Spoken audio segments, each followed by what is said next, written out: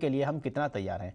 ऐसे तमाम सवालों के साथ स्वदेश और की शुरुआत करते हैं और इस विषय पर चर्चा के लिए हमारे साथ जुड़ेंगे डॉक्टर राजकुमार, जो कि कंसल्टेंट है इंटर्नल मेडिसिन ISIC के।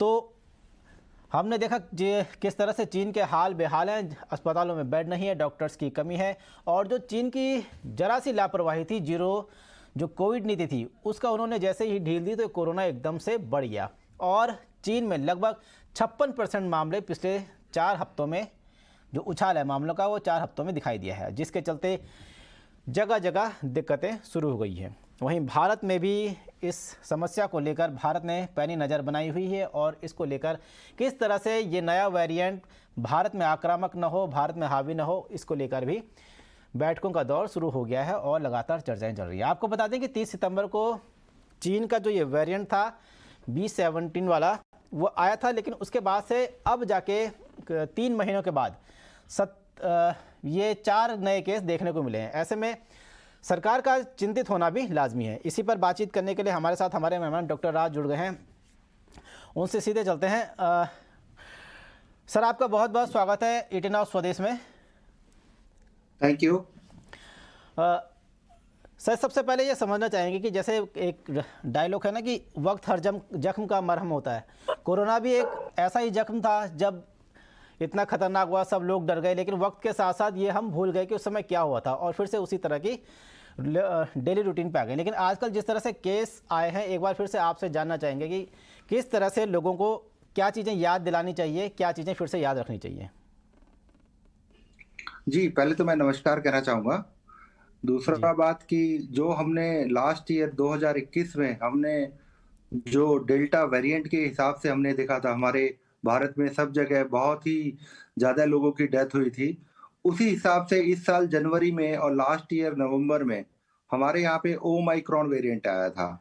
तो उसके जो केसेस थे जनवरी में और फरवरी में, वो केसेस बहुत ही माइल्ड वेरिएंट था। तो उससे लोगों को बहुत ज़्यादा सिम्पटम नहीं थे, बहुत ज़्यादा हमारे यहाँ पे हॉस्पिटलाइजेशन नहीं हुआ था, कॉमन सिम्पटम से। तो अभी जो हम चाइना में देख रहे हैं, चाइना में कह रहे हैं कि एक नया वेरिएंट है, जो अभी तक इंडिया में सिर्फ 4 ही केसेस रिपोर्टेड हुए हैं, 2 गुजरात में और 2 उड़ीसा में। और ये जो चाइना में जो अभी जो बहुत केसेस एक साथ से सर्ज हो गए, ये वेरिएंट BF.7 है, ठीक है। कहते हैं कि इसका जो ट्रांसमिशन है वह बहुत ही ज़्यादा है। ये एक आदमी 10 से 18 लोगों को, अगर एक आदमी इन्फेक्टेड है तो 10 से 18 लोगों को ट्रांसमिट कर सकता है बीमारी को, और इसके सिम्टम भी कॉमन है। तो इसको प्रिवेंट करने के लिए सबसे बेटर तरीका, जो हम पहले भी फॉलो करते आए हैं, जिसको कि social distancing, proper hand hygiene, हाथ को अच्छे से धोना, सोशल डिस्टेंसिंग 1 मीटर की दूरी मेंटेन करके रखना, और सबसे ज्यादा जरूरी हमें मास्क का यूज करना शुरू करना चाहिए, जो हम पहले से करते आए हैं। ये 3 फैक्टर बहुत ही इंपॉर्टेंट है। और चौथा फैक्टर है, हमें वैक्सीनेशन पे और ज्यादा ध्यान देना चाहिए। जो लोग वैक्सीनेटेड नहीं है, उनको सारी डोजेज लेने चाहिए, वैक्सीनेशन करना चाहिए, क्योंकि देखा गया है कि जिनमें वैक्सीनेशन होता है उनमें इन्फेक्टिविटी बहुत कम होती है, उनमें मोर्टालिटी कम होती है। और वैक्सीनेशन, और दूसरा एक और हमें ध्यान रखना चाहिए कि जो लोग एल्डरली एज ग्रुप में हैं और जिनको बीमारियां हैं, जैसे कि जिनका शुगर कंट्रोल नहीं है, किडनी की बीमारी है, हार्ट की बीमारी है, उन लोगों में थोड़ा ज्यादा खतरनाक हो सकता है ये वेरिएंट। तो हमें ये 3-4 चीजें जो मैंने बताया, इन 4 चीजों का पालन करना चाहिए, इससे हम इसकी इन्फेक्टिविटी को बहुत कम करने का प्रयास कर सकते हैं। बिल्कुल। तो एक बार फिर से लोगों को याद रखना चाहिए कि 2 गज की दूरी और मास्क है ज़रूरी, साथ ही साथ हैंड सैनिटाइज लगातार करते रहें।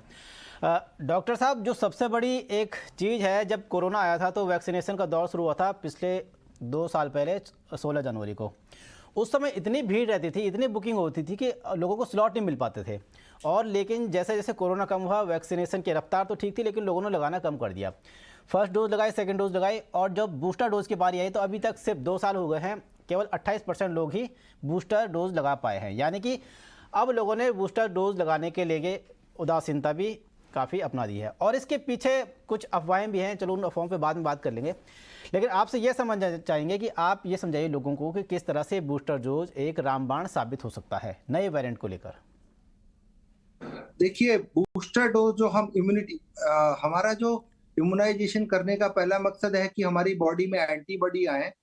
तो एक तो अगर हम तीनों अभी हम तीसरा बूस्टर डोज जो लगवाया है, उसके हिसाब से हमारी बॉडी में एडिक्वेट एंटीबॉडी आ जाते हैं, जो कि ओमाइक्रॉन और जो भी वेरिएंट है, कहते हैं कि जो भी हमारी बॉडी में एंटीबॉडी फॉर्म हो रहे हैं, वो ना कि ओमाइक्रॉन के पहले वेरिएंट पे, बाकी जितने भी वेरिएंट हैं, उनसे हम मानते हैं कि वो उनके लिए भी हमको एक सुरक्षा प्रोवाइड करते हैं। तो इसलिए वैक्सीनेशन बहुत ज़रूरी है। दूसरा कि जैसे मैंने कहा, जो लोग एल्डरली एज ग्रुप में हैं, जिनको बहुत सारी बीमारियाँ हैं, उनके लिए बहुत ज़रूरी है। यंग और हेल्थी थोड़ा-सा हो सकता है उनमें मोर्टेलिटी जो रेट है या बहुत ज़्यादा सीवियरिटी है, वो इतना ना हो। लेकिन जो इन लोगों पे है, इन पे भी ज़्यादा हमें स्ट्रेन करना चाहिए और ओवरऑल सब लोगों को वैक्सीनेट इसलिए करना चाहिए, क्योंकि इसमें अगर उनको इन्फेक्शन होगा भी, तो इन्फेक्शन की जो सीवियरिटी है, जो क्षमता है, वो उनके शरीर में बहुत कम होगी, क्योंकि एंटीबॉडी काफ़ी फॉर्म हो जाते हैं। कि लोगों को समझना चाहिए कि बूस्टर डोज बेहद ज़रूरी है उनकी इम्यूनिटी बढ़ाने के लिए। सरकार अलर्ट पर है, सारे जरूरी कदम उठाने की बात कर रही है। हमारे साथ सहयोगी हमारे समीर दीक्षित जुड़ गए हैं। समीर, सरकार का पूरा फोकस बूस्टर डोज और कोरोना प्रोटोकॉल के पालन पर है। पीएम की मीटिंग से और क्या क्या जानकारी आज निकलकर सामने आ रही है? देश में कोविड की बढ़ती चिंता के बीच में आज प्रधानमंत्री मोदी ने एक उच्च स्तरीय समीक्षा बैठक करी। इस बैठक में केंद्रीय गृह मंत्री अमित शाह, एविएशन मंत्री ज्योतिरादित्य सिंधिया, स्वास्थ्य मंत्री मनसुख मांडविया, प्रधानमंत्री कार्यालय के अधिकारी और अन्य एक्सपर्ट भी मौजूद थे। सूत्रों के मुताबिक इस पूरी बैठक से दो बड़ी बातें निकल के सामने आई हैं। सबसे पहली बात यह है कि प्रधानमंत्री ने, या यूं कहे कि केंद्र ने साफ तौर पर कहा है कि कोविड बूस्टर डोज का जो मौजूदा दायरा है, इसको और आगे बढ़ाया जाना चाहिए। फिलहाल कोविड बूस्टर डोज जो है एलिजिबल पॉपुलेशन जो इसके लिए है, उसको महज 27% तक को ही लगी है। और यहाँ पर इस बात का जोर दिया गया कि ये जो दायरा है इसको और बढ़ाना चाहिए, विशेषकर जो सीनियर सिटीजन हैं उनको कोविड बूस्टर डोज लगना चाहिए। इसके अलावा सूत्रों से ये भी पता चल रहा है कि एक और समीक्षा बैठक पीएम ले सकते हैं, और वो समीक्षा बैठक राज्यों के और साथ ही साथ केंद्र शासित जो प्रदेश हैं उनके प्रमुखों के साथ में ये समीक्षा बैठक हो सकती है कोविड को लेकर के, जिसके बाद कुछ नई गाइडलाइन जारी की जा सकती हैं। इसके साथ ही हमने देखा कि आज संसद में केंद्रीय स्वास्थ्य मंत्री मनसुख मांडविया ने अपने से स्वतः संज्ञान लेते हुए संसद को देश में कोविड की स्थिति और साथ ही में जो सरकार ने कदम उठाए हैं उसको लेकर के एक विस्तृत बयान जारी किया।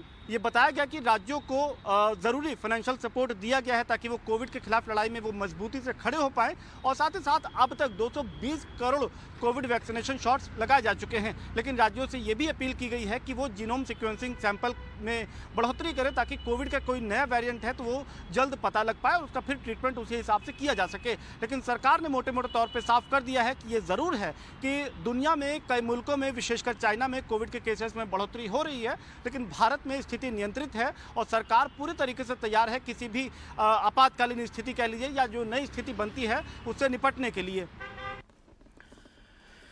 चलिए, शुक्रिया इन तमाम जानकारी के लिए समीर।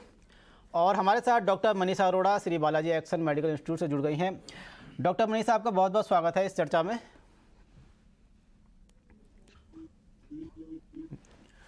डॉक्टर मनीषा, आपसे सबसे पहले यही जानना चाहेंगे कि जिस तरह से अभी सरकार लगातार टेस्ट, ट्रीट और टेस्टिंग के अलावा ये वैक्सीनेशन की पॉलिसी पे ज़्यादा जोर दे रही है, तो क्या इस वक्त के लिए सबसे बढ़िया पॉलिसी यही रहेगी? और साथ ही साथ आपसे भी ये समझना चाहेंगे कि लोगों को किस तरह की इस समय सतर्क रहने की ज़रूरत है। आपने बिल्कुल ठीक कहा। कोविड का जैसे फिर से अलर्ट आया है, आई थिंक अब ये टाइम है कि हम अपनी लापरवाही छोड़ दें, जो कि हम बहुत लैक्स हो गए थे।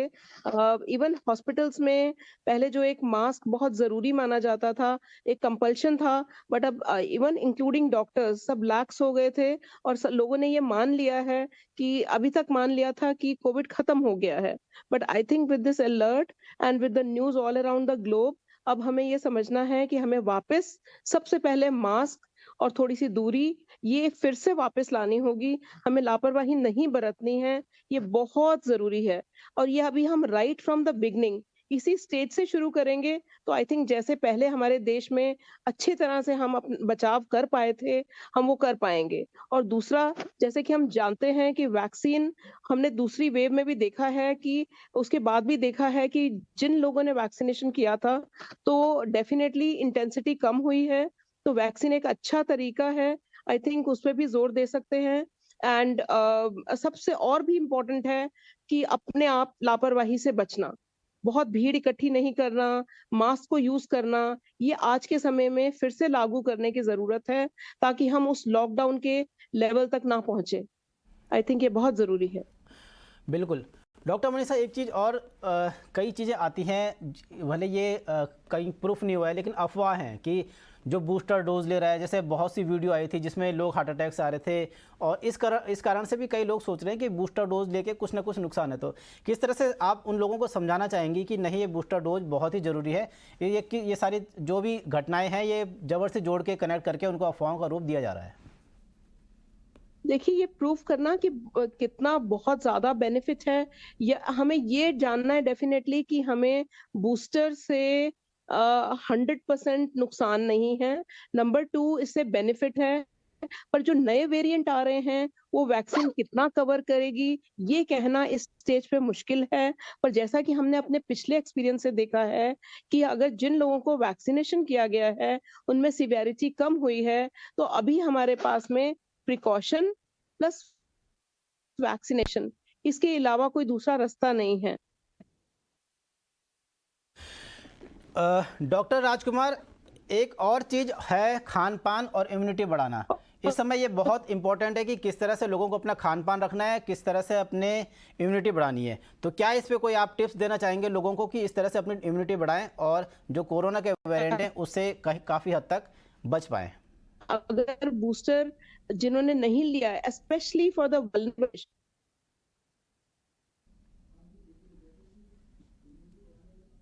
जो हमारा कॉमन तरीका है कि अपनी डाइट को अच्छा रखें, बैलेंस डाइट रखें और एडिक्वेट अमाउंट, अपना ठीक ठाक अमाउंट में फ्लूइड लें। और बाकी जो कि हमने कोरोना को प्रिवेंट करने के लिए जो बाकी मेथड्स हैं वही कर सकते हैं। डाइट में इतना कोई ऐसा स्पेशल डाइट कोविड के लिए कुछ ऐसा रिकमेंडेड नहीं है, लेकिन हम फिर भी अपने आप को स्वस्थ रखने के लिए बैलेंस डाइट, जिसमें कि सारे हमें न्यूट्रिशन मिले और प्रॉपर अपनी बॉडी में पानी का इंटेक लें, वो ज्यादा जरूरी है। कोरोना आया था तो लोगों ने काढ़ा पीना शुरू कर दिया था, अलग अलग तरह के काढ़े थे, कई लोग उसमें बीमार भी हुए थे। तो क्या आप उसको लेके कुछ बताना चाहेंगे कि किस तरह से इस तरह इम्यूनिटी बढ़ाएं, या क्या करें क्या ना करें?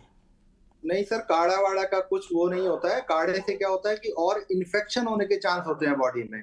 काढ़े का ऐसे कोई कोविड की इम्यूनिटी बूस्टिंग से कोई रोल नहीं है।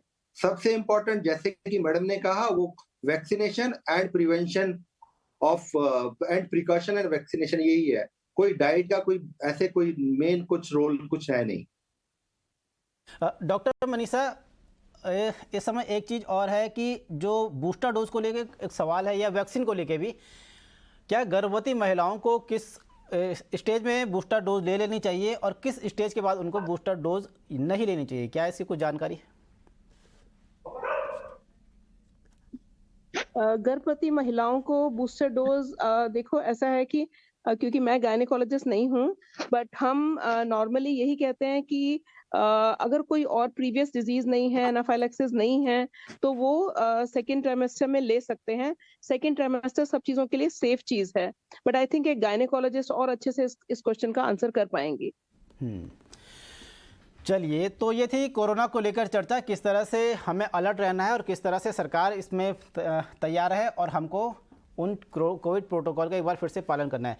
आप सभी दोनों मेहमानों का बहुत बहुत धन्यवाद इस चर्चा में जुड़ने के लिए, जो आपने अहम जानकारी दी। उम्मीद है कि लोगों उस पर अमल करेंगे और फिर से कोरोना को लेकर एक तरह से बचाव की तरफ बढ़ जाएंगे। चलिए बढ़ते हैं आगे। कोरोना को लेकर सरकार पूरी तरह से तैयार है। मनसुख मंडाविया ने संसद के जरिए देश को यह भरोसा दिया है कि संसद के दोनों सदनों में दिए गए अपने बयान में उन्होंने कहा है कि लोग मास्क पहनने और सैनिटाइजर के इस्तेमाल के साथ साथ प्रिकॉशन डोज भी लें। कोविड के केसों को देखते हुए केंद्रीय स्वास्थ्य मंत्रालय वैश्विक स्थिति पर नजर रख रहा है। कोविड-19 के बदलते वेरिएंट से सार्वजनिक स्वास्थ्य के सामने जो चुनौतियां पैदा हो रही है, उस पर सरकार लगातार कदम उठा रही है। राज्यों को भी स्थानीय स्तर पर सामुदायिक निगरानी बढ़ाने के लिए और कोविड को नियंत्रित करने के लिए सलाह दी जा रही है। राज्यों को जीनोम सीक्वेंसिंग बढ़ाकर सभी पॉजिटिव केसों का जीनोम सीक्वेंसिंग करने की सलाह दी गई है, जिससे अगर देश में कोई नया वेरिएंट आता है तो समय से उनकी पहचान कर सार्वजनिक स्वास्थ्य के लिए कड़ा कदम उठाया जा सके। आने वाले त्योहार और नए साल को ध्यान में रखते हुए राज्यों को सतर्क रहकर लोगों का मास्क पहनना, हैंड सैनिटाइजर करना, रिस्पायरेटरी हाइजीन का ख्याल रखना और सामाजिक दूरी बनाए रखने की जागरूकता लानी चाहिए। कोविड पर एहतियात को लेकर आज संसद में भी नज़ारा बदला हुआ नजर आया। पीएम मोदी समेत कई लोग मास्क पहने नजर आए। वहीं बीजेपी नेता मनोज तिवारी ने इस मुद्दे को लेकर क्या कहा, पहले वो सुन लेते हैं। अंदर जहां सदन में घुसते हैं वहीं मास्क रखे हुए थे और स्टाफ लगे हुए थे। भाई साहब मास्क पहन के ही जाना है बहन जी, तो हमने उसको पहन लिया है और हम इस सतर्कता का स्वागत करते हैं। लोकसभा अध्यक्ष जी भी आज मास्क पहन के ही आए और सभी सदस्यों ने इसका सम्मान किया, पक्ष विपक्ष सबने किया, कुछ लोगों को छोड़ करके। मेरा मानना है हम जब कोविड का एक कहर देख चुके हैं, उसके बाद किसी तर्क वितर्क राजनीति में नहीं जाना चाहिए। धन्यवाद है केंद्र सरकार को, स्वास्थ्य मंत्री जी ने कल ही इसके लिए एक नोटिफिकेशन जारी किया। और अब बात करते हैं कोविड के नए वेरिएंट से निपटने के लिए राज्यों की तैयारी पर। स्वास्थ्य सचिव की चिट्ठी के बाद ही कई राज्यों ने एक्शन शुरू कर दिया है। आज 6 राज्यों के मुख्यमंत्रियों ने कोविड की तैयारियों को लेकर चाइना में जो वेरिएंट है वो है, इनमें यूपी, दिल्ली, महाराष्ट्र, पंजाब और तमिलनाडु के सीएम ने अधिकारियों के साथ बैठक की। केजरीवाल ने कहा कि दिल्ली के लोगों को डरने की जरूरत नहीं है। राजधानी दिल्ली में BF7 वेरिएंट का कोई मरीज नहीं मिला है। चाइना में जो वेरिएंट है वो है BF.7। सबसे पहले तो मैं बताना चाहता हूं कि दिल्ली में BF.7 का एक भी केस नहीं मिला है। सो अभी फ़िलहाल घबराने की ज़रूरत नहीं है। ना केवल टेस्टिंग में मिला है, टेस्टिंग तो हम कर ही रहे हैं, जो भी कोरोना के केसेस आ रहे हैं उनकी जीनोम टेस्टिंग हो रही है। ना केवल टेस्टिंग में बल्कि हम कई जगह से, स्पेसिफिकली दिल्ली के 7 अलग अलग जगह से सीवेज उठाते हैं। सीवेज से एडवांस में पता चल जाता है कि आने वाले समय कि शहर में ये वाला वायरस है कि नहीं है। तो 7 अलग अलग जगह से डेली सीवेज उठा के और उसको टेस्ट किया जाता है, उसमें भी BF.7 अभी तक नहीं मिला है। यूपी के सीएम योगी आदित्यनाथ ने आज कोरोना को लेकर टीम 9 के अधिकारियों के साथ बैठक की। उन्होंने अधिकारियों से भीड़ भाड़ और सार्वजनिक स्थानों पर मास्क के उपयोग के बारे में जागरूकता पैदा करने के लिए कहा। इस दौरान हर पॉजिटिव मामले की जीनोम सीक्वेंसिंग करने का निर्देश दिया। साथ ही कोरोना टेस्टिंग बढ़ाने के लिए भी कहा है। वहीं यूपी में हुई समीक्षा बैठक और तैयारियों की ज़्यादा जानकारी दे रहे हैं लखनऊ से हमारे संवाददाता मनीष यादव। उत्तर प्रदेश में कोविड से बचने के लिए पहले से ही तैयार है योगी सरकार। आज मुख्यमंत्री योगी आदित्यनाथ ने कोविड को लेकर एक बैठक बुलाई और तैयारियों को लेकर मुख्य चिकित्सा अधिकारियों को निर्देश भी जारी किए हैं। उत्तर प्रदेश में ट्रेस, टेस्ट और ट्रीटमेंट, ये जो 3T फॉर्मूला है उस पर खास फोकस देते हुए अधिकारियों को निर्देशित किया गया है कि जो पब्लिक ट्रांसपोर्ट मीडियम है उन पर खास तौर पर नजर रखी जाए। जिला स्तर पर मुकम्मल तैयारी कर ली जाए, टेस्टिंग की रफ्तार बढ़ा दी जाए और जितने भी टेस्ट किए जाए उनकी जीनोम सीक्वेंसिंग जरूर कराई जाए। खास तौर पर आगरा, जहां पर विदेशी सैलानी बड़ी मात्रा में, बड़ी संख्या में पहुंचते हैं, वहां पर खासा ध्यान रखे जाने की जरूरत है। ASI ने ताजमहल परिसर के अंदर विदेशी सैलानियों के टेस्ट से गुजरने की बात कही है कि जो भी सैलानी अब ताजमहल के प्रीमाइसेस में दाखिल होगा उसे एक टेस्ट से होकर गुजरना होगा। अगर टेस्ट नेगेटिव पाया जाता है तभी उसे एंट्री मिलेगी, क्योंकि आगरा एक ऐसी जगह है जहां बड़ी संख्या में बाहर से लोग आते हैं, विदेशों से लोग आते हैं। तो ऐसे में आगरा पर खासा ध्यान रखने की तैयारी योगी सरकार ने कर ली है। इसके अलावा चिकित्सा अधिकारियों को ये भी कहा गया है, जिलाधिकारियों को ये भी कहा गया है कि भीड़ भाड़ वाली जगहों पर लोगों को मास्क पहनने के लिए अवेयर करें, उन्हें जागरूक बनाया जाए ताकि इस कोविड संक्रमण से बचा जा सके। कोरोना के नए वेरिएंट आने का खतरा विदेशों से सबसे ज़्यादा है। ऐसे में यूपी सरकार ने आगरा में विदेशी सैलानियों पर खास फोकस किया है। टूरिस्ट प्लेस आगरा में ताजमहल घूमने आने वाले लोगों की टेस्टिंग की जा रही है। वहीं कोविड से निपटने के लिए मुंबई में भी तैयारियां चल रही हैं। हमारी सहयोगी शिवानी शर्मा ने मुंबई के सेंट जॉर्ज हॉस्पिटल जाकर तैयारियों का जायजा लिया। की आर्थिक राजधानी मुंबई कोरोना को लेकर कितनी सहज है, कितनी तैयार है, इसकी जानकारी लेने के लिए फिलहाल हम मुंबई के एक ऐसे अस्पताल में पहुंचे हैं जहां पर कोविड के बिना केसेस होते हुए भी तैयारियां पूरी हैं। आपको बता दें कि ये महाराष्ट्र शासन के अंदर आने वाला इनका डेडिकेटेड कोविड अस्पताल है सेंट जॉर्जेस, जहां पर ऐसे ही 10 आईसीयू के बेड्स तैयार किए गए हैं। अगर केसेस बढ़ते हैं, अगर कोई सीरियसनेस उनके अंदर दिखाई देती है सिम्टम्स, तो उन पेशेंट्स के लिए इमीडिएटली ये बेड्स अवेलेबल होंगे। हालांकि आपको बता दें कि पूरे राज्य भर में 137 कोरोना के एक्टिव केसेस हैं। वहीं मुंबई की अगर बात की जाए तो मुंबई अकेले 35 केसेस को संभाल रहा है। सर, क्या क्या तैयारियां हैं, क्योंकि पूरे महाराष्ट्र के अंदर हर रीजन में डेडिकेटेड कोविड अस्पताल होता है, ये भी रहा है, पहले से भी यहाँ पर काफी कोविड के पेशेंट्स की वेव 1, 2, 3 में यहाँ पे ट्रीटमेंट हुई है। अभी की क्या तैयारियां हैं? अभी जैसे ही चाइना के आउटबर्स्ट हुआ है कोविड का, तो तभी राज्य सरकार और केंद्र सरकार के कुछ गाइडलाइंस है, उस हिसाब से हमको हर एक कोविड पेशेंट्स के लिए जीनोमिक सीक्वेंसिंग के लिए भेजा जाना चाहिए। तो लैब्स की तैयारी वगैरह बोली गई है करने के लिए, प्लस पीपी और दवाइयों का स्टॉक वगैरह वापस रीएनालाइज करने के लिए बोला गया है। और अगर कोई कोविड पेशेंट्स आता है तो उनको क्या बतौर यानी सिम्टम्स अगर वगैरह दिखाई दिए तो क्या आगे रिपोर्ट किसको करके अलर्ट करना है सिस्टम को, वो भी बताया गया है। बेड्स की अगर मैं बात करूं, ये डेडिकेटेड हॉस्पिटल है। ऑक्सीजन की हम बात करें, वेंटिलेटर की बात करें, आईसीयू की बात करें, जो माइनर किड्स होते हैं उनके बात करें अगर ट्रीटमेंट की, तो उसको लेकर हॉस्पिटल कितनी तैयारी में है? Already being a government hospital in this region we, जैसे आपने बताया था कि पहली वेव, दूसरी, सेकेंड और थर्ड वेव में ये हमारा गवर्नमेंट का ही अस्पताल हमेशा रहा है, जिसने पूरा डेडिकेटेड ये जो 400 बेड्स का जो है वो हमने कोविड अस्पताल किया था।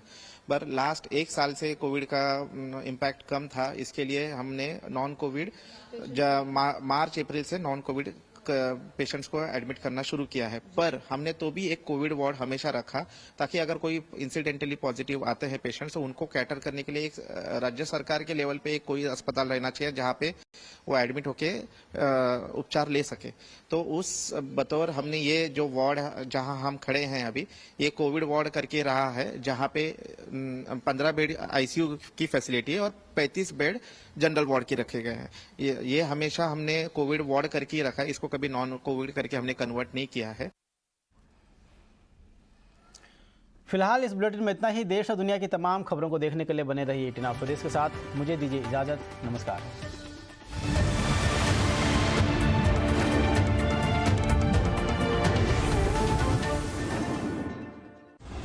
In association with BSC, experience the new. In association with ArcelorMittal Nippon Steel India Limited, smarter steels, brighter futures. Global markets में जब भी उठापटक होती है, इंडियन मार्केट्स पर असर जरूर पड़ता है। Trend upward.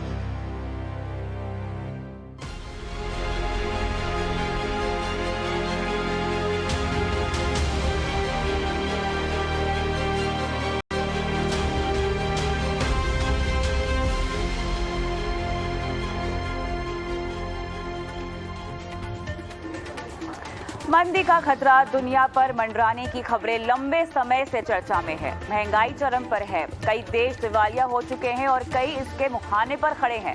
लेकिन आखिर भारत की क्या स्थिति है और आने वाले समय में तेजी से ग्रोथ कर रही भारत की इकोनॉमी की ये रफ्तार यूं ही कायम रहेगी? ये बड़ा सवाल है। लेकिन बीते दिन आरबीआई गवर्नर शक्तिकांत दास की ओर से आए बयान ने क्रिप्टो नाम की टेंशन फिर से खड़ी कर दी है। नमस्कार, आप सभी का स्वागत है स्वदेश विशेष में। मैं हूं आपके साथ कविता थपलियाल। बीते दिन आरबीआई गवर्नर की ओर से एक बयान सामने आया जिसने क्रिप्टो में निवेश करने वाले भारतीय निवेशकों के होश तो फाख्ता किए ही साथ ही क्रिप्टो करेंसी पर भी सवालिया निशान खड़े कर दिए हैं। दरअसल उन्होंने अपने बयान में कहा है कि अगर भारत में मंदी की मार पड़ी तो इसकी सबसे बड़ी वजह होगी क्रिप्टो करेंसी। अगर इस बयान पर ध्यान ना भी दें तो हाल ही में एक रिपोर्ट सामने आई है जिसमें कहा गया है कि क्रिप्टो में निवेश करने वाले दुनिया भर के करीब 80% निवेशकों ने इसमें अपना पैसा गंवाया है। और बीते दिनों क्रिप्टो एक्सचेंजों की बात करें तो कुछ दिवालिया हो चुके और ज्यादातर की हालत खस्ता बनी हुई है। तो आज के स्वदेश विशेष के खास कार्यक्रम में क्रिप्टो से जुड़े कई अहम पहलुओं पर हम चर्चा करेंगे। और चर्चा के लिए हमारे साथ खास मेहमान भी जुड़े हुए हैं। Om Malviya, president Tezos India, Ajit Khurana, founder Reflexical, Smit Khakhar, tech diligence, Delta Blockchain Fund, Shyamala Gopinath, पूर्व डिप्टी गवर्नर, आप सभी का स्वागत है हमारी इस बेहद खास पेशकश में। और श्यामला जी, आप ही के पास आऊंगी सबसे पहले, क्योंकि जो स्टेटमेंट दी गई है गवर्नर साहब की तरफ से वो काफ़ी हलचल पैदा करने वाली है। ऐसा नहीं कि क्रिप्टो करेंसी ने कभी पहले सुर्खियां नहीं यहाँ पर बटोरी, लेकिन जिस तरह से इसे कहा गया है कि अगला अगर कोई फाइनेंशियल रिस्क आएगा तो वो क्रिप्टो की वजह से होगा, कोई अंडरलाइन वैल्यू नहीं है इसकी। मैक्रो इकोनॉमिक्स के लिए देखा जाए, फंडामेंटली अगर देखा जाए तो ये बहुत बड़ा खतरा है। आप कैसे इसको पढ़ती हैं और आप कैसे इसको समझती हैं, श्यामला जी? एक्चुअली जो गवर्नर ने कहा है वो ऐसा नहीं कि कल फाइनेंशियल क्राइसिस होगा, वो ये कह रहे हैं कि अभी तो एक फाइनेंशियल क्राइसिस हुआ था बड़ा 2008 में, तभी lot of regulations have come, banking sector strengthen, capital regulation strengthen हुआ है, बैंक्स आर डूइंग वेल, सो बहुत कैपिटल है, तो वो क्राइसिस थोड़ा कह सकते हैं कि इवन कोविड में भी बैंक्स को इतना खतरा नहीं हुआ। लेकिन अगर क्रिप्टो को रेगुलेशन में अगर ले आएंगे और नहीं तो प्रोहिबिट नहीं करेंगे और चेक नहीं करेंगे तो वो इतना बड़ा हो जाए, it will really grow, and क्योंकि वो फंडामेंटली अनस्टेबल है। हमने देखा है ना 21 में क्या हुआ, 22 में मई में एक वो लूना और टेरा था, वो फेलियर हो गया, फिर अभी FTX का, तो ये कोलैप्स, ये इम्प्लोजन हो सकता है। एंड क्योंकि वो फंडामेंटली वैल्यू नहीं है, अनस्टेबल है, हमने तो देखा है कि गवर्नेंस भी बहुत पुअर है, वो कुछ अंडरलाइन कुछ नहीं है, मतलब मोस्टली स्पेकुलेटिव है कि और कोई आके ज्यादा पैसा देगा तो हमारा वैल्यू भी बढ़ जाएगा और प्रॉफिट कर सकते हैं। तो अगर ये सेगमेंट और ये फाइनेंशियल सिस्टम से लिंक हो जाए, अगर वो हो जाएगा तो फिर क्राइसिस हो सकता है। there should be, because the financial crisis happens when there is a linkage with the financial system of any such market which is purely speculative, which has no underlying, which is not it's difficult to regulate. I don't know how के बोल रहे हैं कि regulate करेंगे, supervise करेंगे, other than money laundering regulation लेके आ रहे हैं, लेकिन रेगुलेशन और सुपरविजन कैसे किया जा सकता है ऐसे मार्केट को, शायद वही वजह से गवर्नर ने कहा। बिल्कुल, तो जो कंसर्न्स उठाए गए हैं वो कहीं ना कहीं बिल्कुल सही है और प्राइवेट क्रिप्टो करेंसी के ट्रेडर्स और यूजर्स के हित में ही है, लेकिन इसके भी दो पहलू हैं और दूसरा पक्ष जो है मैं वो अजीत खुराना जी से समझना चाहूँगी, क्योंकि कंसर्न्स उठाए गए हैं गवर्नर साहब की तरफ से अजीत जी, उसमें कोई दो राय नहीं है और सही तरह के कंसर्न्स भी उठाए गए हैं। लेकिन क्या हम ये कह सकते हैं कि जिस तरह से वो कह रहे हैं कि अब तक कोई अच्छी आर्गूमेंट ही नहीं सुनी है कि ये किस तरह का बेनिफिट देती है लोगों को, क्योंकि कहीं ना कहीं एक सेंट्रलाइज सिस्टम और एक रेगुलेटर के परे जाके ये पूरा जो सिस्टम है क्रिप्टो करेंसीज का वो कामकाज करता है और इसीलिए प्राइवेट क्रिप्टो करेंसी कहीं ना कहीं आने वाले समय में फाइनेंशियल क्राइसिस की एक बहुत बड़ी आहट हो सकते हैं। आपका तर्क यहाँ पर क्या है इनकी स्टेटमेंट पर? देखिए, जो उन्होंने डर व्यक्त किया है कि आगे जाके बहुत बड़ा क्राइसिस आ सकता है, ये डर हमको भी है। यदि मैं निवेशक हूं क्रिप्टो में तो मैं अपना नुकसान तो नहीं करना चाहता। अगर क्रिप्टो या कोई भी एसेट क्लास बिल्कुल बेलगाम रहेगा तो उसमें FTX, टेरा लूना जैसे क्राइसिस आएंगे ही, मगर क्या इसका हम लोग निष्कर्ष ये निकाले कि अच्छा इसको बंद कर दो, फिर तो बहुत सारी चीजें बंद करनी पड़ेंगी। जैसे कि श्यामला जी ने भी कहा कि बैंकिंग क्राइसिस हुआ था 2008 में, तो हमने बैंक तो नहीं बंद किए थे, उन पर और नियंत्रण लाए थे, रेगुलेशन लाए थे, तो नियंत्रण कीजिए, बेलगाम मत रहने दीजिए। अगर आज हम कहते हैं कि 80% लोगों ने पैसे गंवाए हैं, हाँ, जब मार्केट सबसे निचले स्तर पर है, जबकि 75% से लेकर 90% तक कीमतें गिरी हैं, तो स्वाभाविक है। तो मेरा तर्क यहाँ पर यह है कि देखिए, जो डर आपने व्यक्त किया है ये सही है, हमें भी ये बहुत डर लगता है, मगर इससे ये कह देना कि भाई सारी चीजें बंद कर दो, तो फिर हमें सारी दुकानें बंद करनी पड़ेगी। नहीं, एक ये भी चीज़ मुझे आपने बिल्कुल सही कहा, एक निवेशक के लिहाज से देखा जाए तो वाकई जो उन्होंने कहा है वो बात को ध्यान में रखना बहुत ज़रूरी है, और बिकॉज आपके पैसे लगे हुए हैं तो ये बात भी आपको समझना चाहिए कि कहीं ना कहीं रेगुलेशन के दायरे में नहीं आता है। लेकिन ओम, जो यहाँ पर डर दिखाया गया, जो डर यहाँ पर बताया गया है, उसमें से एक डर ये भी है कि कहीं ना कहीं जो है एक रेगुलेटेड फाइनेंशियल वर्ल्ड के परे है क्रिप्टो करेंसी का पूरा कामकाज, वो उसमें विश्वास नहीं रखता है।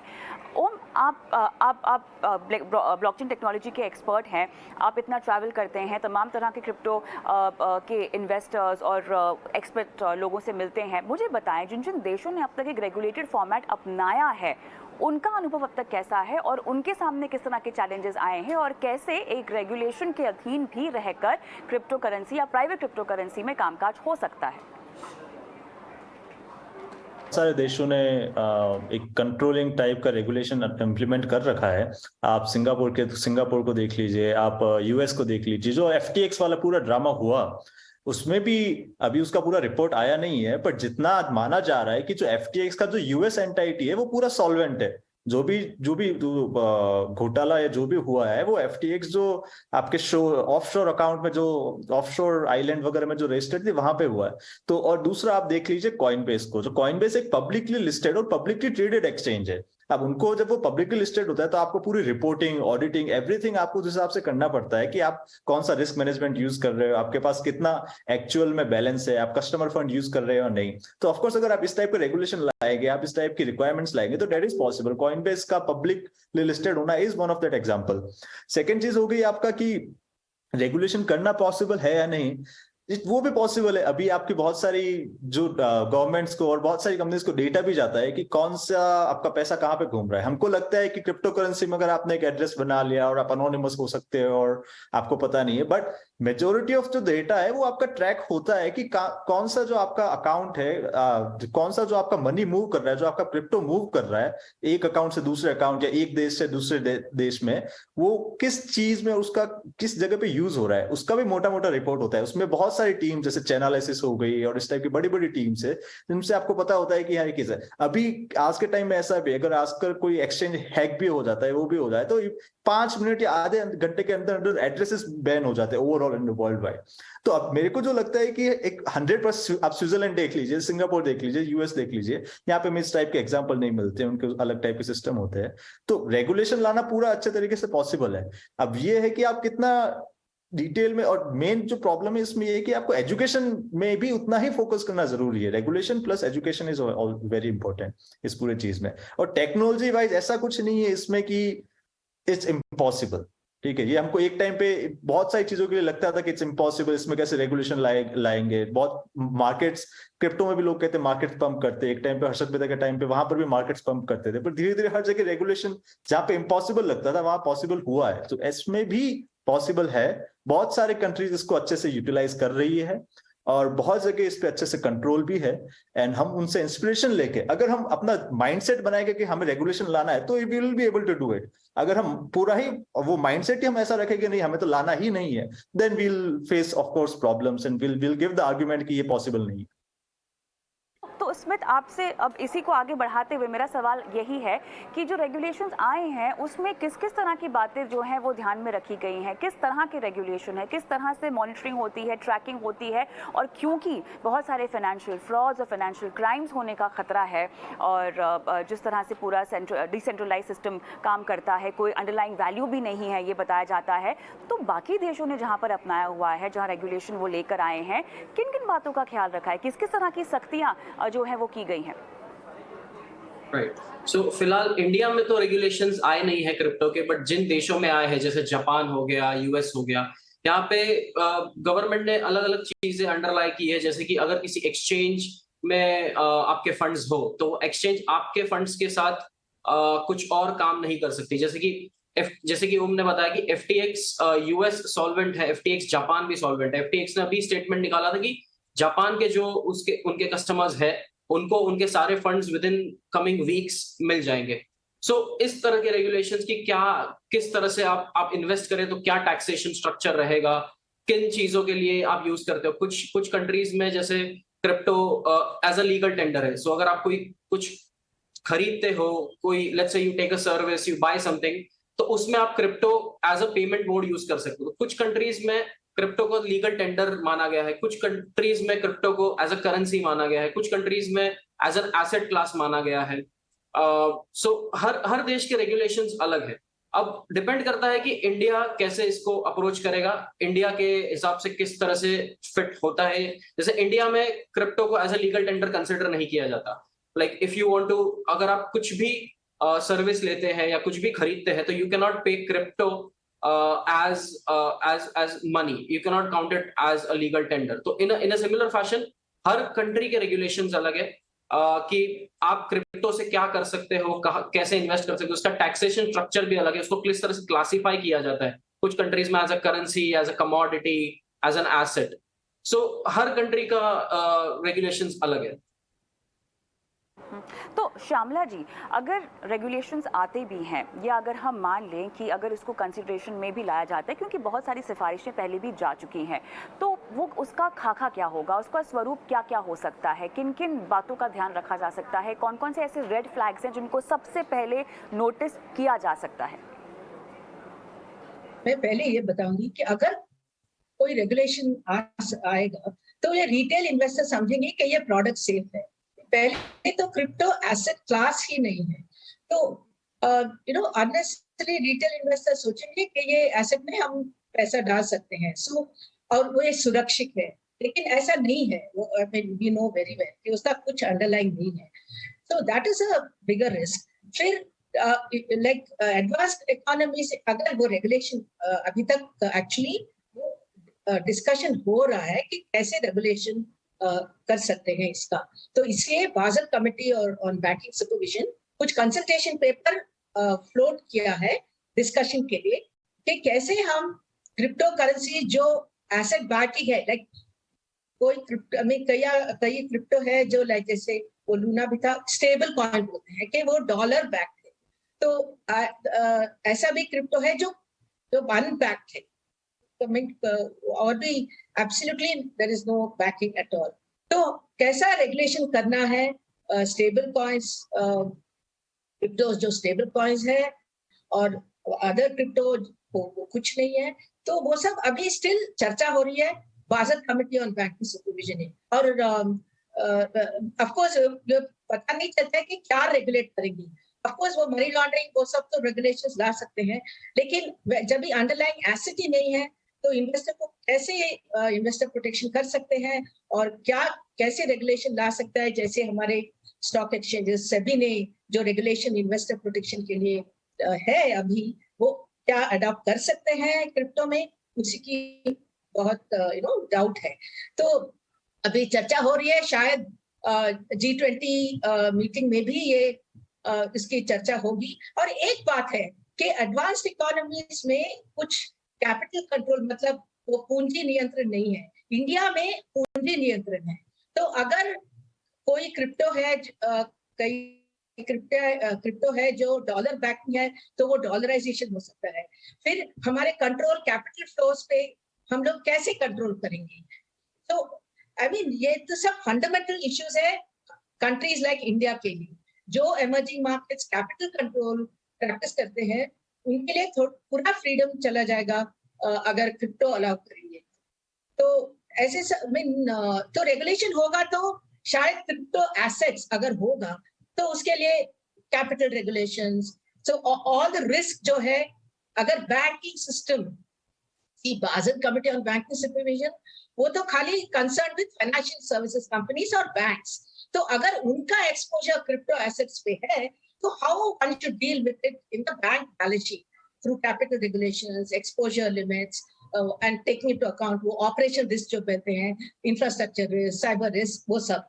लेकिन the risk to the community as a whole, जो investors के लिए risk है, वो कैसे regulate कर सकते हैं, वो अभी तक समझ में नहीं आया है। वो मैंने कंसल्टेशन पेपर में भी ये नहीं पता चलता है कि इन्वेस्टर प्रोटेक्शन कैसा होगा क्रिप्टो। एक्चुअली हम लोग अगर इंडिया में तो सी वी आर सो मच, हम लोग फाइनेंशियल स्टेबिलिटी की बात करते हैं, तो डेफिनेटली आरबीआई जो है वो बैंकिंग सिस्टम को रीइंफोर्स करना चाहेंगे कि क्रिप्टो एसेट एक्सपोजर नहीं लेना है उनको, लेंगे तो कितना रिस्क है। तो ये मार्केट जो it grows a lot and हमारे पूंजी नियंत्रण जो है ऐसे हम कर सकते हैं, और मॉनेटरी पॉलिसी में भी थोड़ा बैरियर हिंड्रेंस आ सकता है। नहीं, बिल्कुल सही कहा आपने, और मेरे ख्याल से काफ़ी महत्वपूर्ण और बुनियादी तौर पर काफ़ी मजबूत सवाल आपने खड़े किए हैं, जिनका जवाब मैं चाहूँगी कि अजीत खुराना जी हमको दें। क्योंकि अजीत जी देखिए, पूरे इकोसिस्टम की स्थापना करने की तो हम बात कर ही रहे हैं, ठीक है, रेगुलेटर आना चाहिए, रेगुलेशंस लगने चाहिए, इसको नियम कानून के कायदे में लाना चाहिए, वो तो एक बात है। लेकिन कहीं ना कहीं इसको तूल इस बात से भी मिलता है क्योंकि बहुत गिरावट हुई है, निवेशकों ने अपने हाथ जलाए भी हैं, जिस भी तरह का हम फिलहाल बाजार में क्रैश देख रहे हैं, और उसके बाद FTX जैसे मामले सामने आते हैं, तो कहीं ना कहीं अगर हम इन्वेस्टर सेंटिमेंट की बात करें, कॉन्फिडेंस की बात करें, वो मौजूदा हालात में वैसे ही हिला हुआ है। और उसके बाद अगर कुछ इस तरह के सवाल गवर्नर साहब आके खड़ा करते हैं, तो ये सवाल निशान बन ही जाता है कि वाकई क्या इसमें सुरक्षित भविष्य है या नहीं है। और फाइनेंशियल स्टेबिलिटी, इन्वेस्टर प्रोटेक्शन, जो मैम ने भी बात हाईलाइट की है, उसका ध्यान तो रेगुलेशन में लाना ही होगा। लेकिन अभी जिनके हाथ जले हैं उनको भी तो एक सीख मिली है, वो भी तो डरे हैं, उनके लिए आप क्या कहेंगे? जिनसे मैं काफी निराश हूँ।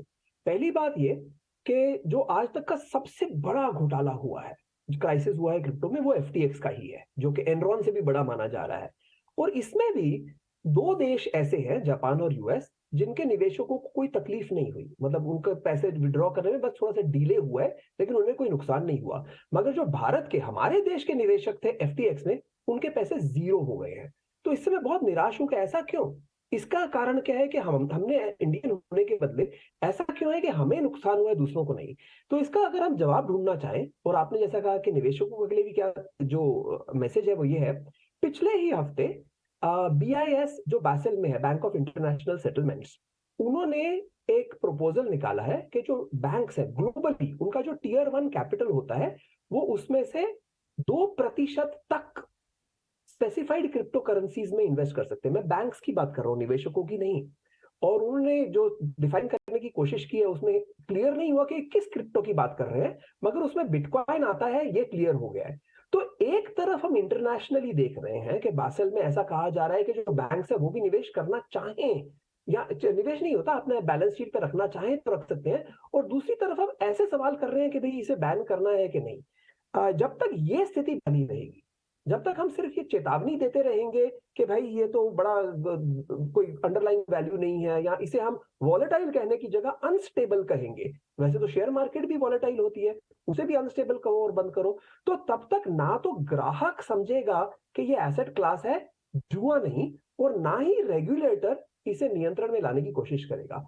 इसका जो हमारे पास रास्ता है वो यही है कि एक एक करके विश्व के और देश के जो जो कंसर्न है उसे एड्रेस करें। जैसे श्यामला जी ने कहा कि जो एडवांस इकोनॉमीज है उनको कैपिटल फ्लाइट की कोई तकलीफ नहीं होती, जबकि इंडिया में कैपिटल फ्लाइट एक बहुत बड़ा इशू है। ठीक है, तो उसके लिए इंडिया सेंट्रिक रेगुलेशंस आएंगे। जो मनी लॉन्ड्रिंग है ये ग्लोबल प्रॉब्लम है, इसमें इंडिया सेंट्रिक कोई स्पेसिफिक इशू नहीं है, तो इसके लिए हम लोग ग्लोबल सॉल्यूशन ढूंढेंगे। लेकिन शुरू तो करो। लेकिन आज अगर हम यही बात करते रह जाएंगे कि इसे बैन करना है कि नहीं, तो नए निवेशक आएंगे नहीं, क्योंकि उन्हें डर लगता है कि भैया ये बैन हो जाएगा। और जो पुराने निवेशक हैं उन्हें आज जो गवर्नर साहब की ये बात सुनते हैं, उन्होंने इतनी बार ये बात सुन ली है कि उन्होंने सुनना बंद कर दिया है। बिल्कुल। लेकिन श्यामला जी, कहीं ना कहीं यहाँ पर जो चर्चा में बातें आती रहती हैं और जो खबरों में बातें आती रहती है कि भारत का फोकस अब खुद की DBTC पर है और न कि प्राइवेट क्रिप्टो पर। हम पहले अपनी डिजिटल करेंसी को आगे बढ़ाना चाहते हैं, उसको समझना चाहते हैं, उसका कैसा कामकाज, अभी जो पायलट प्रोजेक्ट चल रहे हैं वो किस तरह से उसका फल निकल कर आता है, उसके बाद उसके एनरोलमेंट के बाद ही हम प्राइवेट क्रिप्टो करेंसी के बारे में कुछ सोच पाएंगे। क्या ये सही है?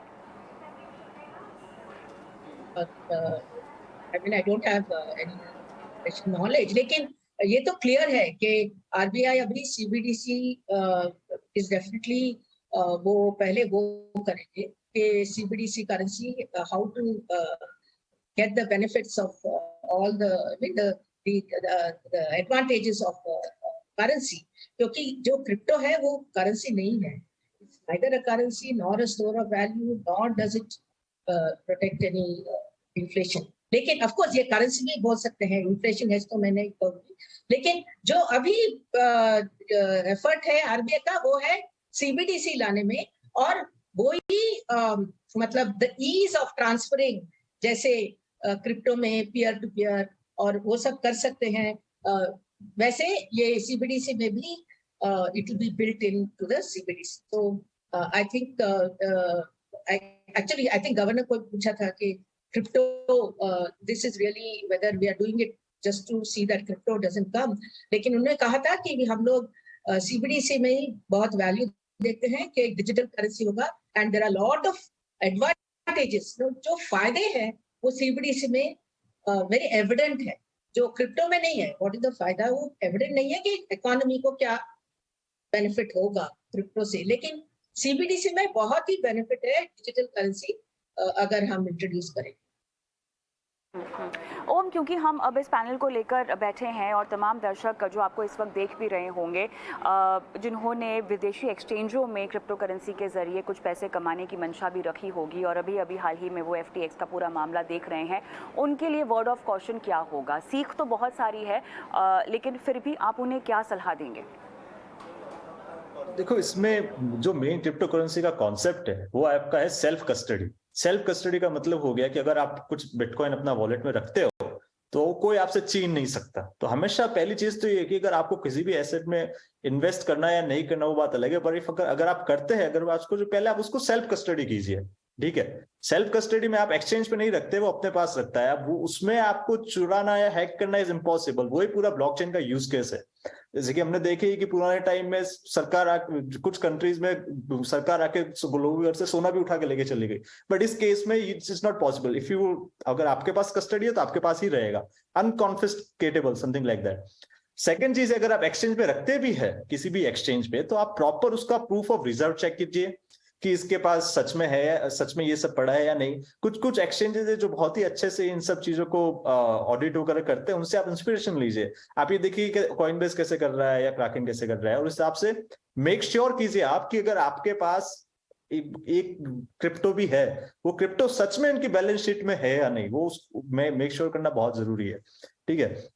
और थर्ड थिंग हो गया, आपको अगर ट्रेड या कुछ अलग टाइप का एक्टिविटीज करनी है तो आप डिसेंट्रलाइज प्लेटफॉर्म्स के ऊपर ज्यादा कीजिए। उस डिसेंट्रलाइज प्लेटफॉर्म यूज करने के लिए आपको थोड़ा सा एजुकेट करना पड़ेगा, आपको थोड़ा सा अपने आप को सेल्फ एजुकेशन देनी पड़ेगी। उसके लिए बहुत सारे रिसोर्सेज अवेलेबल है, अपने इंडिया में भी बहुत सारे लोग जो इस टाइप की एजुकेशन देते हैं। तो आप इसमें सबसे बेस्ट है कि ये टाइम है सेल्फ एजुकेट होने का। बहुत सारे लोग क्या हुआ कि पिछले बुल रन में आए, उन्होंने किस क्रिप्टो के टेक्नोलॉजी के बारे में पढ़ा ही नहीं, उन्होंने पढ़ा ही नहीं कि डिसेंट्रलाइजेशन क्या होता है, सेल्फ कस्टडी क्या होती है, एक्सचेंज के रिस्क क्या हो सकते हैं। उन्होंने सोचा सीधा से जाके इन्वेस्ट कर दिया, और उसकी गलती नहीं है बाय द वे, क्योंकि वो उस टाइम पे हर लोग पैसा बनाने को सोचता है। बट अभी कॉशियस एडवाइस यही होगी कि आप हर कदम फूक के लीजिए। अगर आपके पास अमाउंट ज्यादा बड़ा पड़ा है या छोटा कुछ भी पड़ा है, आप सेल्फ कस्टडी करने का ट्राई कीजिए। उसका आप प्रॉपर प्रोसेस फॉलो कीजिए। आपका जो भी सीड फ्रेज वगैरह उसको अच्छे से सिक्योर कीजिए। हार्डवेयर वॉलेट ला सकते हैं आप। अगर आपका एक्सचेंज के अंदर पड़ा है तो आप मेक श्योर कीजिए कि इनके पास asset reserve, proof of reserve है, एसेट वगैरह सब वहां पे पड़ा है, वो आपके कस्टमर फंड को यूज करके कुछ और नहीं करेंगे, ठीक है। और तीसरा, मेक श्योर कीजिए अगर आपको ट्रेडिंग करना है, इस टाइप की चीजें करनी है, थोड़ा सेल्फ एजुकेट कीजिए और डिसेंट्रलाइज प्लेटफॉर्म्स को आप ज्यादा यूज कीजिए। उसमें आपका जो रिस्क है फंडामेंटली बहुत लो हो जाता है। बट इसमें यह है कि मेहनत आपको थोड़ी सी करनी पड़ेगी वो एजुकेशन करने के लिए। यानी थोड़ा सा अनुभव भी आपका होना पड़ेगा। इसमें तो आप क्या कहेंगे? मेरे पास समय लगभग खत्म हो गया है, लेकिन आपकी तरफ से वर्ड ऑफ कॉशन। सेम कहना चाहूंगा कि आप सेल्फ कस्टडी कीजिए। मैं इन्वेस्टिंग साइड में ये कहना चाहूंगा कि किसी भी चीज में अगर आप इन्वेस्ट करते हो, भले वो क्रिप्टो हो, स्टॉक्स हो या कुछ भी हो, आपको आपका ड्यू डिलिजेंस करना बहुत जरूरी है। कि लोग ऐसे नहीं कि आपके दोस्त ने कहा कि ये कॉइन खरीद लो तो खरीद लेना चाहिए, वैसे नहीं। अगर आप इन्वेस्ट कर रहे हो तो आप पढ़िए, आप रिसर्च कीजिए, आप एजुकेट होइए कि क्या एग्जैक्टली ये कॉइन करता क्या है, उसकी कंपनी क्या करती है, फिर ही उसके अंदर इन्वेस्ट कीजिए। प्लस आपके अगर सेल्फ कस्टडी भी करते हो आप, तो आपके जो सेल्फ कस्टडी के जो सीड फ्रेजेस है उसके आप मल्टीपल बैकअप्स बनाइए, सो दैट आपके जो फंड्स है किसी कारणवश आप उसका एक्सेस लूज ना कर बैठे। प्लस सारी एक्सचेंजेस या जिस भी एक्सचेंज पे आप ट्रेड कर रहे हैं वहां पे आप 2 फैक्टर ऑथेंटिकेशन यूज कीजिए, सो दैट आपके अकाउंट्स सेफ रहे। और मोस्ट इंपॉर्टेंट, जिसमें भी आप इन्वेस्ट करें, आप आपकी खुद रिसर्च करके, खुद एजुकेट होके ही उसके अंदर इन्वेस्ट करें। चलिए, तो कुल मिला के यहाँ पर crypto currency, private crypto currency के भविष्य को लेकर गवर्नर साहब ने भले ही सवाल खड़े कर दिए हों, लेकिन अगर आप ऐसे दर्शक हैं जो क्रिप्टो में पैसे लगाते हैं, तो वर्ड ऑफ कॉशन और किस तरह से आपको सावधानी से आगे बढ़ना है, उसकी तमाम सलाह और नसीहत आपको इस शो के जरिए हमने दे दी है। बहुत बहुत धन्यवाद आप सभी का इस खास पेशकश में शामिल होने के लिए, दर्शकों का मार्गदर्शन करने के लिए। मुझे भी इजाज़त दें, नमस्कार।